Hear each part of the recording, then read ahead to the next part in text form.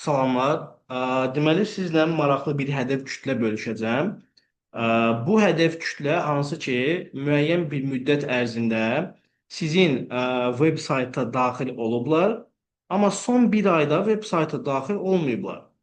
Ə, Əlavə olaraq da eyni veb sayt məsələsi həm də mobil tətbiqə daxildir.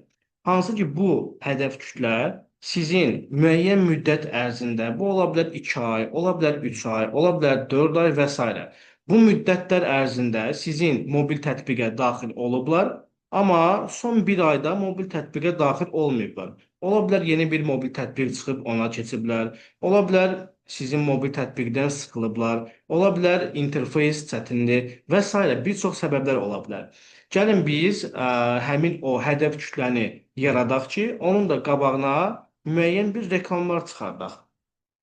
Deməli, ilk növbədə daxil olursunuz Meta Business Suite-in daxilində olan Ads Manager facebook.com-a. Ads Manager-in hədəf kütlə hissəsində biz özəl hədəf kütlə hissəsinə keçid eləyirik. Hansı ki, bura termində və yaxud digitalda Custom Auditoriya adlanır. Custom Auditoriyaya daxil olan zaman biz burada website hissəsinə daxil olacaq. Okey, website hissəsinə daxil olandan sonra biz hədəf kütləmizi hansı piksel vasitəsilə yaradacaq bunu təyin edirik. Yəni, qısacası burada aktiv olan pikselimizi seçirik.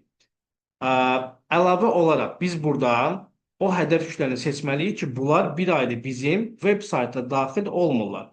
Deməli, ilk növbədə gəlirik buradan bütün website istifadəçiləri qala bilər. Bunu saxlayırıq ki, və bir dənə yalnız buradan günü dəyişirik. Son, məsəl üçün, 90 gündə. Yəni, burada qeyd eləmiş olduq ki, son 3 ayda, yəni son 90 gündə mənim veb saytıma daxil olan bütün istifadəçilər. İndi mən gəlirəm bu hədəf kütlədən xaric tuturam. Son 30 gündə mənim veb saytıma daxil olan istifadəçilər. Okey, burada nə etmiş oldum? Təkrar baxalım.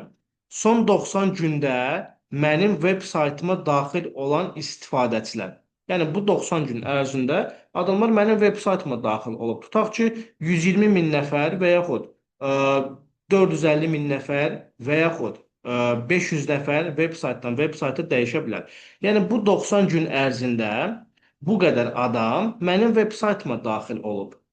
Və bunlardan da xaric tuturam kimləri? Son 30 gündə mənim veb saytıma daxil olanları.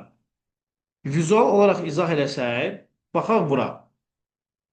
Bu xəttə son 90 gün aiddir. Misal üçün, tutaq ki, bölmüşük 30 gün, 30 gün, 30 gün. Yəni, bu 90 gün ərzində mənim veb saytıma daxil olanları hədəflədim.